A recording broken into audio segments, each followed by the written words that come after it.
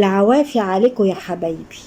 أنا النهاردة هقول لكم عبارة بتسمعوها كتير لكن مش عارفين إيه حكايتها.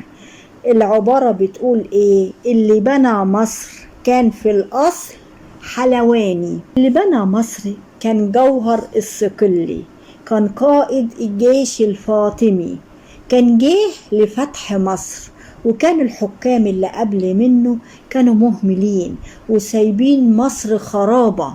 هو عمرها وبنى مدينة القاهرة وبنى مساجد، ومنهم المسجد الأزهر، وكمان عمل بوابات وممرات، ويعني جمل القاهرة ومصر وخلاها حاجة تانية.